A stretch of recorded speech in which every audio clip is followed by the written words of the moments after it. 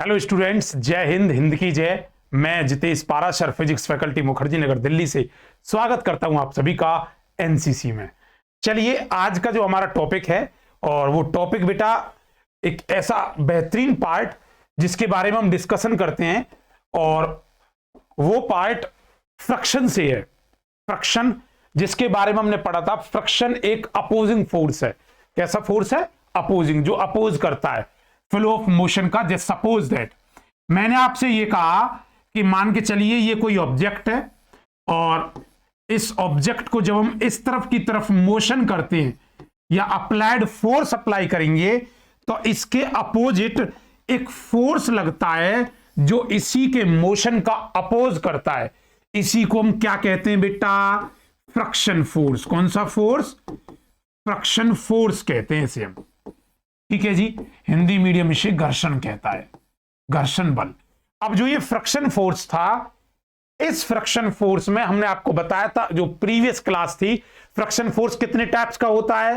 3 types. कौन कौन सा? स्टैटिक, लिमिटिंग और काइनेटिक। अच्छा, लिमिटिंग का मतलब क्या होता है? स्टैटिक की मैक्सिमम कंडीशन। बोलो, होता नहीं होता? Yes sir. तो वो जो 3 पढ़े, उन 3 का एक ग्राफ पढ़ा था। इसके बाद 3 फैक्टर्स ऐसे आए हैं, 3 पॉइंट ऐसे आए हैं जो हमेशा फ्रिक्शन में पूछे जाते हैं और बच्चा कंफ्यूज हो जाता है। लेकिन मैं तुम्हें वो बता देना चाहता हूं वो है क्या, कैसे कैसे। ध्यान समझना एक बार, देखिए। पूरे जब हम बात करते हैं फ्रिक्शन की, तो इस फ्रिक्शन में बेटा 3 कॉन्सेप्ट बनते हैं। ये टाइप नहीं है, देयर आर 3 कॉन्सेप्ट। ये कॉन्सेप्ट दे रखे हैं इसमें, और ये कॉन्सेप्ट किस किस के समझो एक बार। एक तो इसमें इस्तेमाल करेगा, एक वर्ड इस्तेमाल करता है वो म्यू। पहला वर्ड है जी म्यू। क्या इस्तेमाल करता है बेटा? म्यू। प्रॉपर फिर से बना देता हूं एक बार, देखिए। पहला वर्ड इस्तेमाल करता है म्यू, दूसरा वर्ड इस्तेमाल करता है थीटा, और अगला वर्ड इस्तेमाल करता है जी अल्फा। बोलो क्या क्या? Mu, theta, alpha. अब सुनो, ये म्यू क्या है सर, और थीटा क्या, और अल्फा क्या है? बेटा म्यू को बोलते हैं हम कोफिशिएंट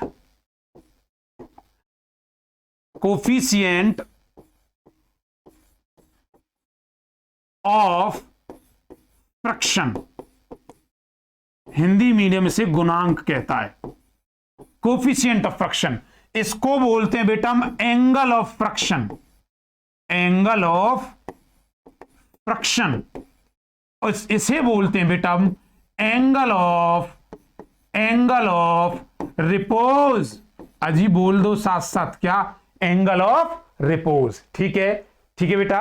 अच्छा, एंगल ऑफ रिपोज का एक और नाम भी होता है, इसे हम एंगल ऑफ स्लाइडिंग भी कहते हैं। एंगल ऑफ स्लाइडिंग भी कहते हैं। तो अगर मैं यहां बात करूं, तो यहां 3 तरह का कॉन्सेप्ट है पूरे फ्रिक्शन में, घर्षण में, पूरे फ्रिक्शन में 3 तरह का कॉन्सेप्ट। बताओ कौन कौन सा? एक म्यू, एक थीटा और एक अल्फा।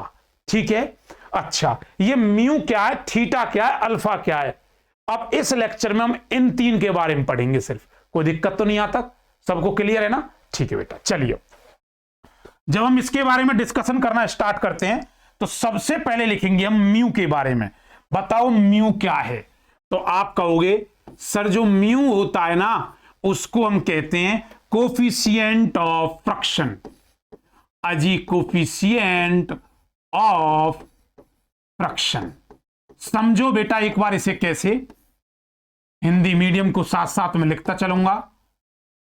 यह होता है घर्षण गुणांक। चलिए, कोफिशिएंट ऑफ फ्रिक्शन क्या कहता है?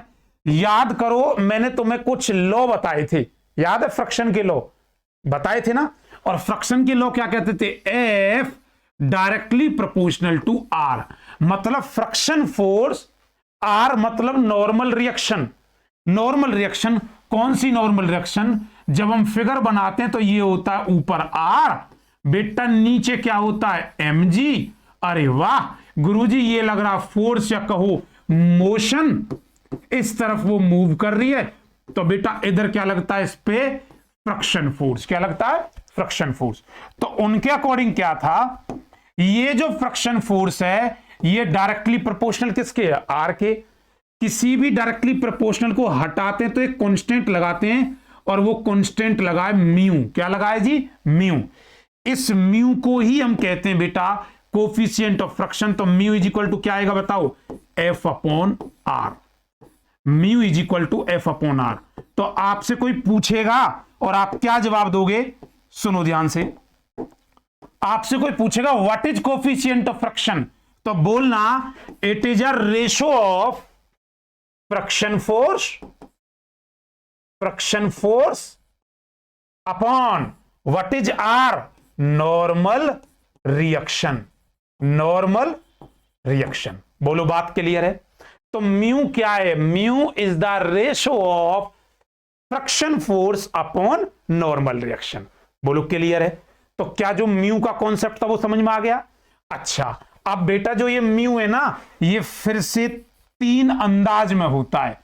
इसके तीन अंदाज हैं, वो तीन अंदाज समझो कैसे कैसे। ये देखिए, पहला अंदाज इसका कहता है कि mu is equal to F upon R होगा, लेकिन ये म्यू एस होगा। एस का मतलब है स्टैटिक। क्या है, स्टैटिक। तो बताओ फ्रिक्शन फोर्स भी कैसा होगा, स्टैटिक होगा। अच्छा, अगर मैं कह दूं म्यू एस का मैक्सिमम, बताओ इसी का नाम तो लिमिटिंग होता है। Yes sir.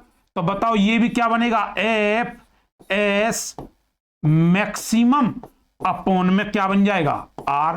तो ये लिमिटिंग के लिए बन गया mu.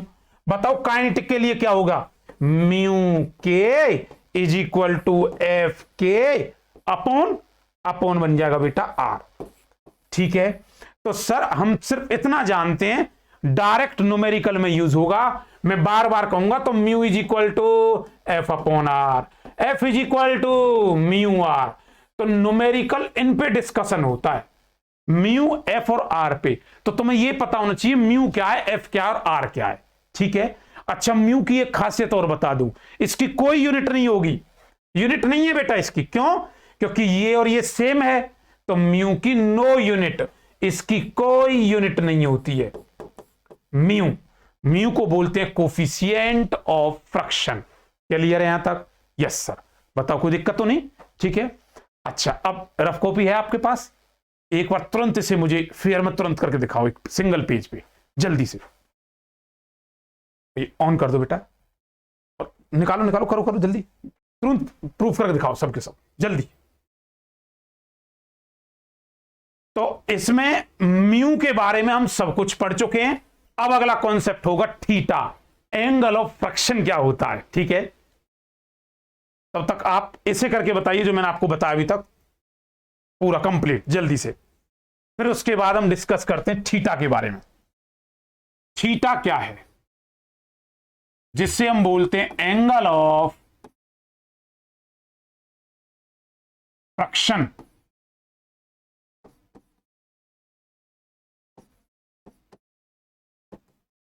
Angle of friction,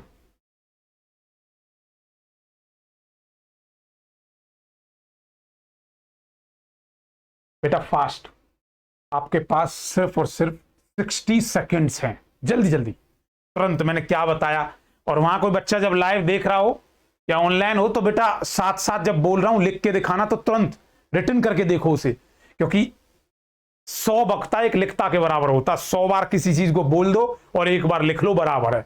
return करके दिखाओ। मैंने जो जो बताया, गुरुजी म्यू ये होता है, एफ अपॉन आर है, this mu, static, kinetic, limiting, सब तरह से। ठीक है जी, यस सर, बहुत बढ़िया, वेरी गुड।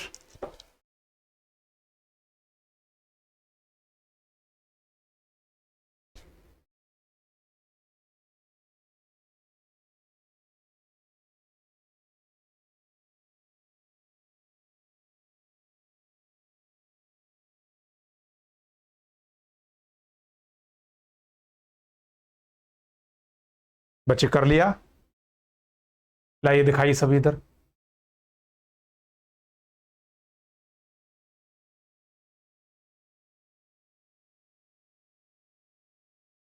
आपका हुआ बेटा,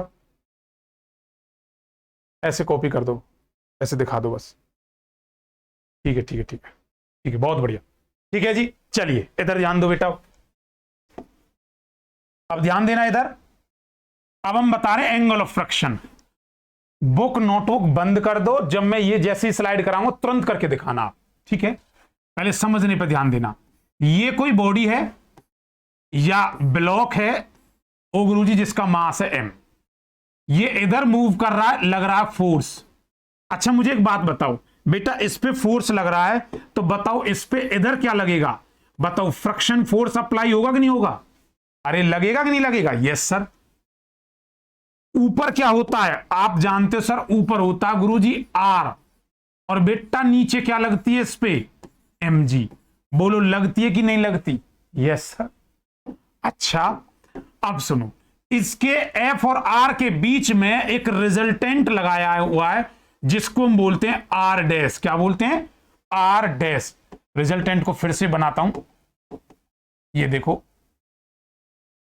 ये रहा R dash, R dash, dash dash dash upon dash dash dash. सुनना बेटा ध्यान से, ये जो R डैश है ये इस नॉर्मल के साथ जो यहां एंगल बना इसके साथ थीटा एंगल से है। थीटा एंगल का मतलब होता है बेटा ये बेस बन चुका है।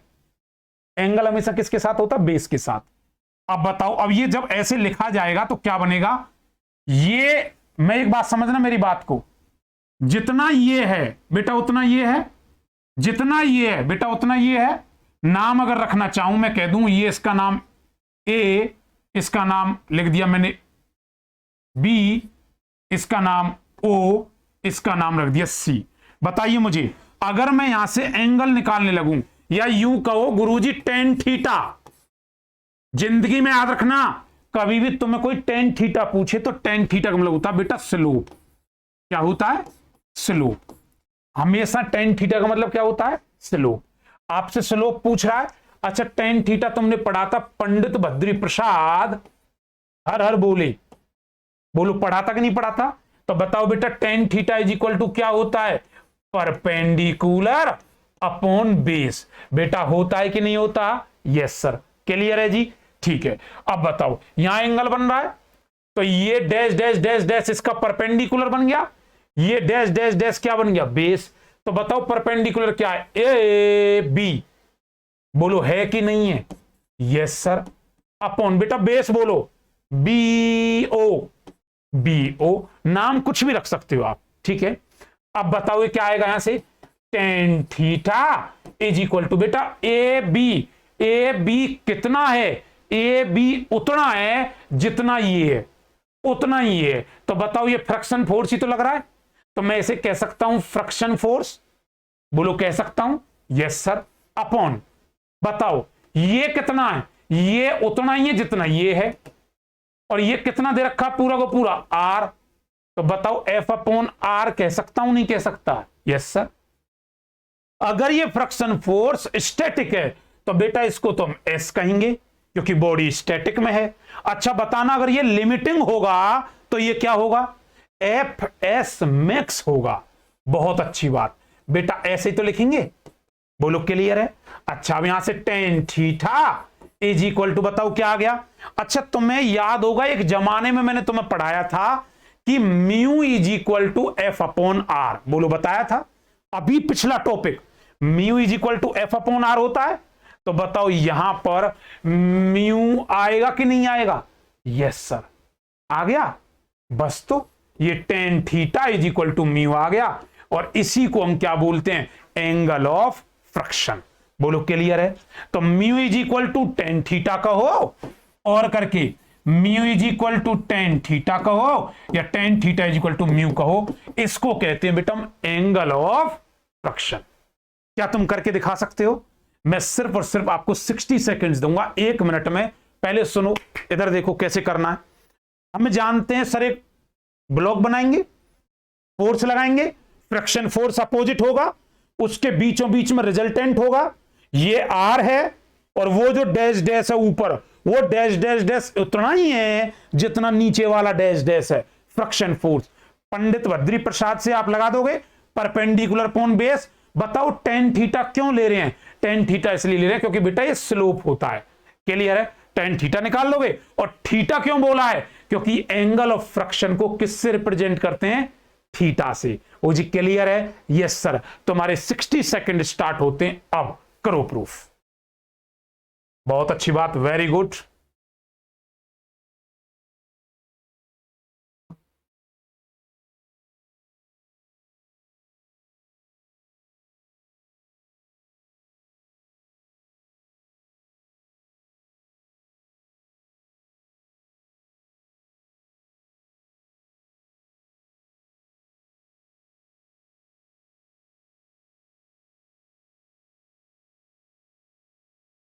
अगला बेटा मोस्ट इंपोर्टेंट आता है एंगल ऑफ रिपोज।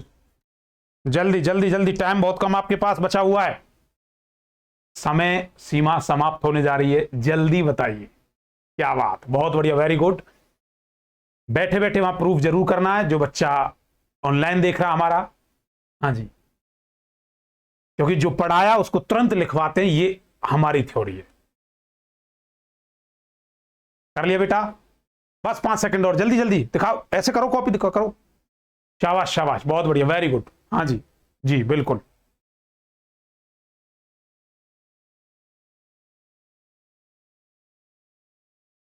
हो गया, बहुत बढ़िया, वेरी गुड, ठीक है, क्लियर। अब सुनो ध्यान से।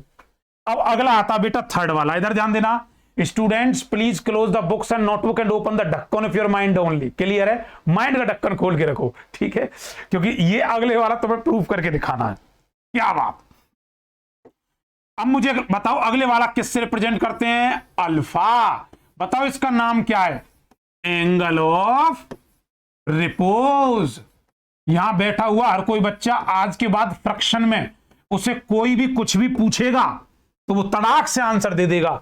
थीटा हमसे पूछ लो, म्यू हमसे पूछ लो, अल्फा हमसे पूछ लो, अल्फा मैं बताने जा रहा हूं, ठीक है जी। देखो बेटा, रिपोज का एक और नाम था जिसका नाम था स्लाइडिंग। बोलो था कि नहीं था? Yes sir. स्लाइडिंग का मतलब होता बेटा स्लाइड करना। अब वो देखो स्लाइड कैसे कर रहा है।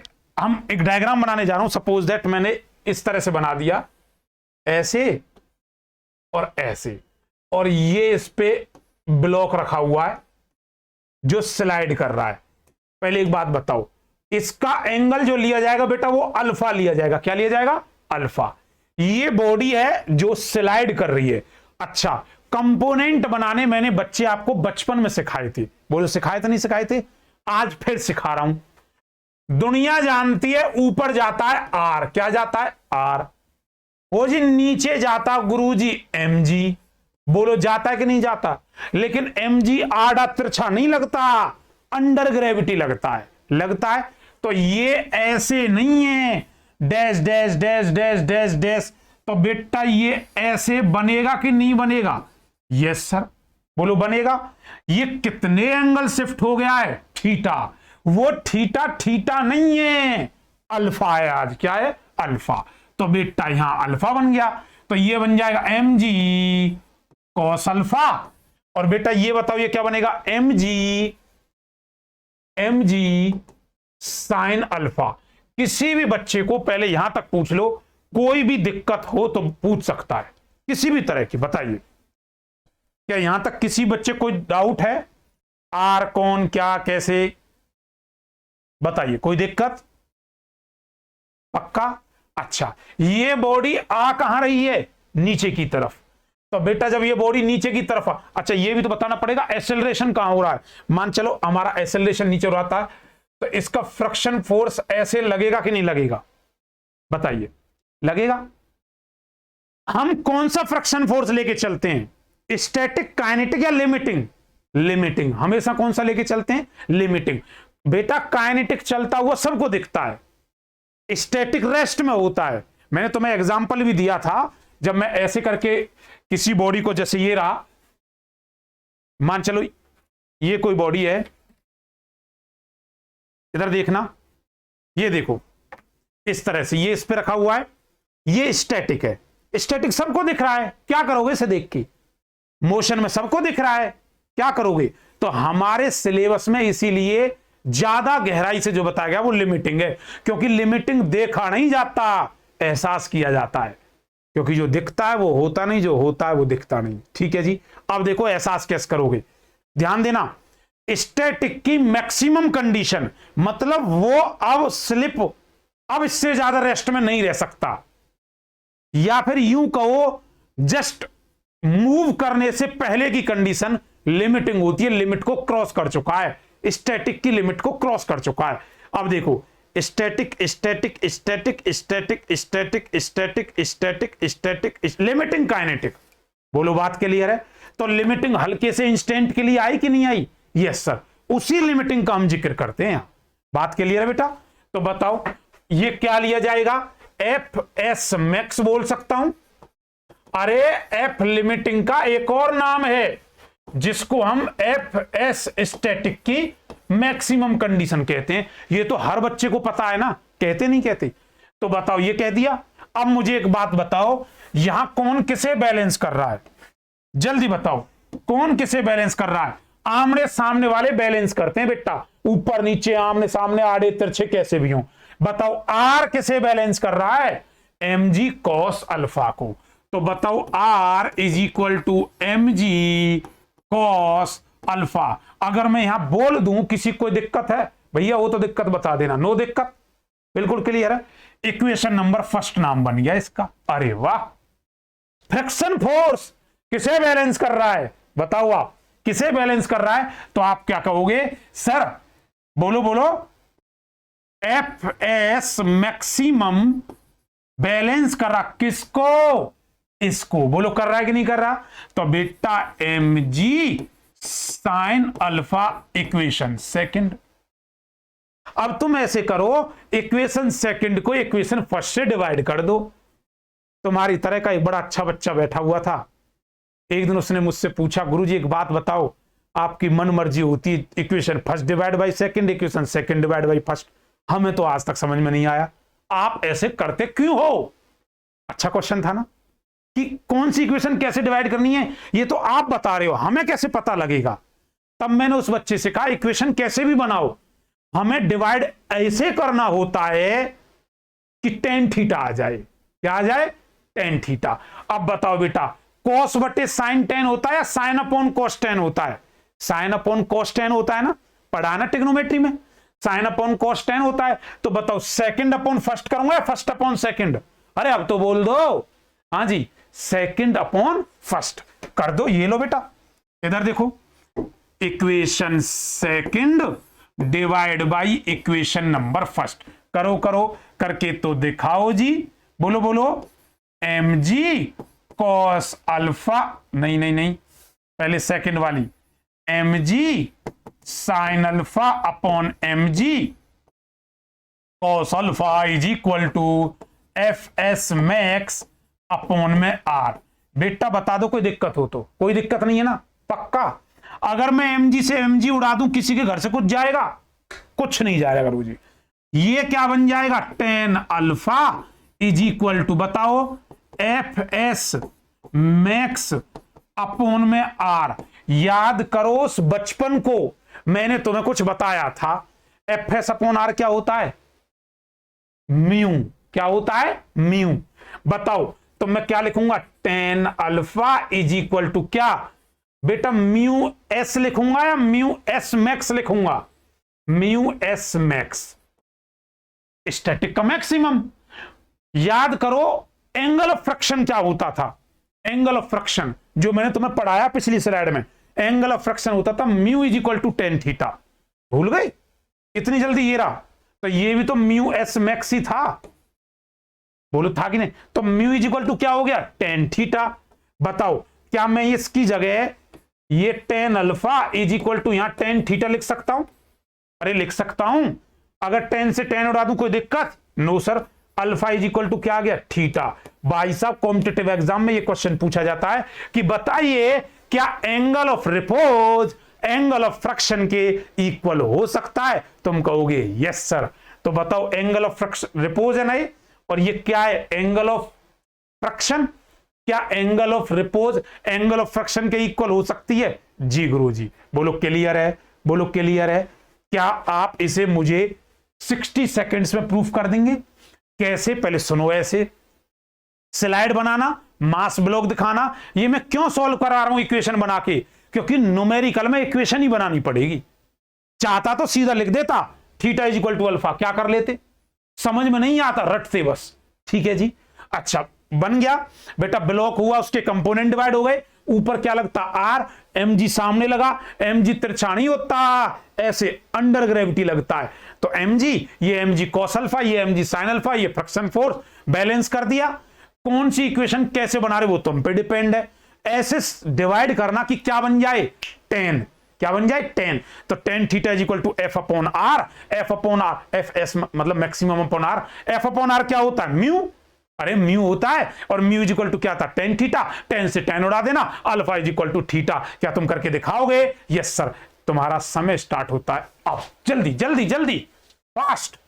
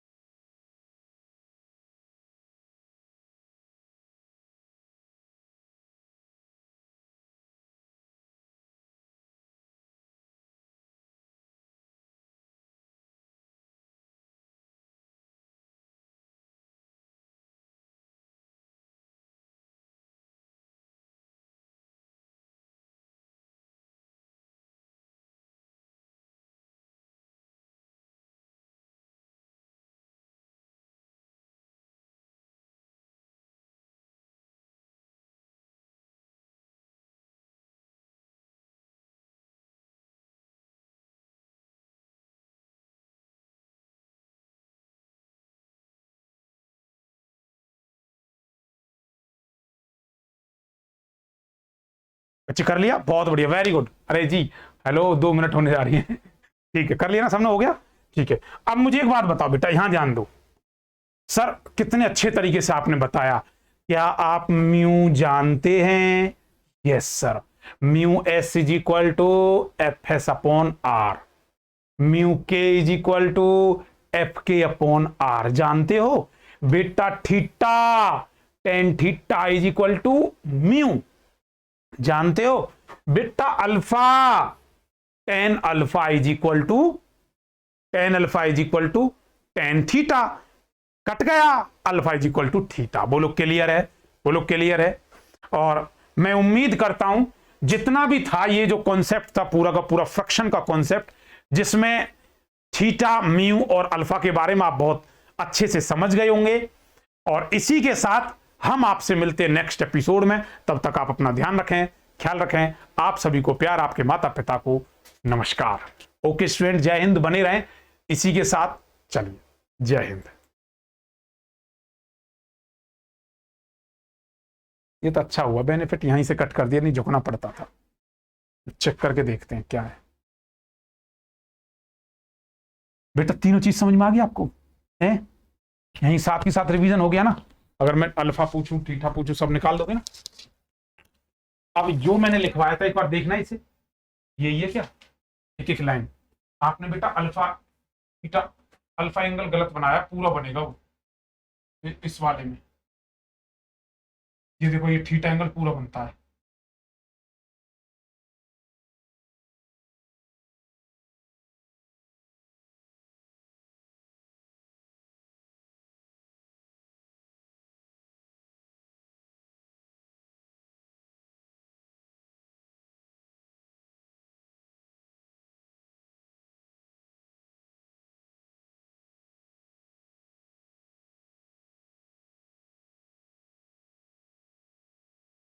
ये क्या बकवास कर रहा है भाई, वी कुड नॉट ओपन